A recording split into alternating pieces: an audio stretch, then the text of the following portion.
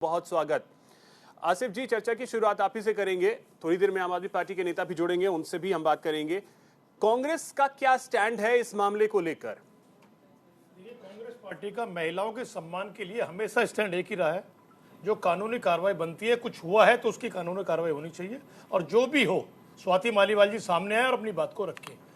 Congress party वो party है जो महिलाओं के लिए हमेशा लड़ी है, हक के लिए खड़ी हुई है। कोई कांग्रेस का नेता भी अगर किसी महिला के मामले में आया है सामने तो उसको कांग्रेस पार्टी जेल भेजा है।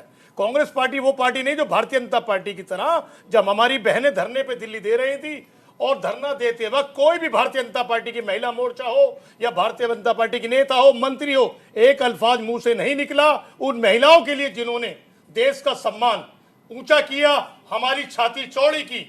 उनके खिलाफ को सुप्रीम कोर्ट जाना पड़ा। सुप्रीम कोर्ट से भारतीय जनता पार्टी के सांसद के खिलाफ एफआईआर होती है। ये वो कांग्रेस पार्टी है जिसने कभी भी किसी को नहीं बख्शा ऐसे मामले में। भारतीय जनता पार्टी वो पार्टी है जिसने ब्रिजभूषण के डर की वजह से 24 घंटे पहले उनका उम्मीदवारी बेटे को दी। उन्होंने कहा किसी में हिम्मत हो तो मुझे कुछ करके दिखा दे, और यही हुआ। उन्हीं का शख्स चुनाव जीतता है कुश्ती संघ का, और किस तरीके से कहता है ये खड़ाऊ है उनके, मैं तो खड़ाऊ लेके चल रहा हूं, और भारतीय जनता पार्टी को कार्रवाई नहीं करती और आश्वासन देती है बहनों को कि आप रहिए, इंसाफ मिलेगा। इंसाफ क्या मिला उनके साथ में? इंसाफ दिल्ली में हमने देखा जंतर मंतर कैसे लात जूते मारकर उन्हें उठा के फेंक दिया गया बहनों और बेटियों को। वो भारतीय जनता पार्टी आज बात कहेगी। स्वाति मालीवाल की थी, आप खींच करके पहुंच गए ब्रिजभूषण शरण सिंह पे।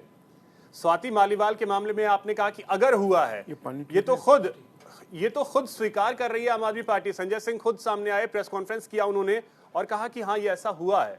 मैंने आपसे पहली दिन में कहा कांग्रेस पार्टी महिलाओं के सम्मान के लिए हमेशा खड़ी है, हक के साथ खड़ी है, अत्याचारियों के खिलाफ है।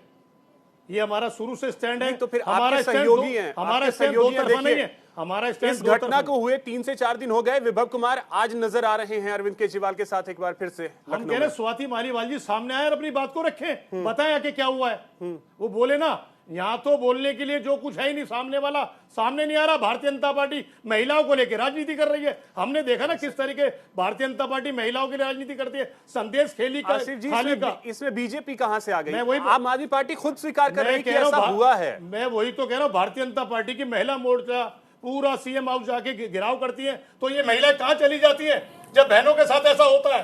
कहां बैठ जाती है? किस आड़ के अंदर बैठ जाती है?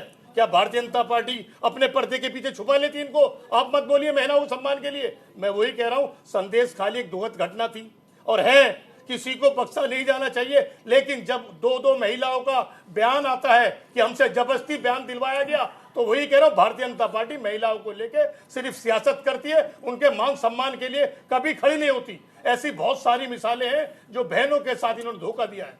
कांग्रेस पार्टी वो पार्टी सीधा कह रही है, अगर हम 24 में सत्ता में आ रहे हैं, सत्ता में आने के बाद में सरकारी नौकरियों में बहनों को, महिलाओं को 50% आरक्षण देंगे। लेकिन आपके सहयोगी तो वहां कह रहे हैं कि बीजेपी सरकार में आ रही है तो योगी आदित्यनाथ को बदला जा रहा है।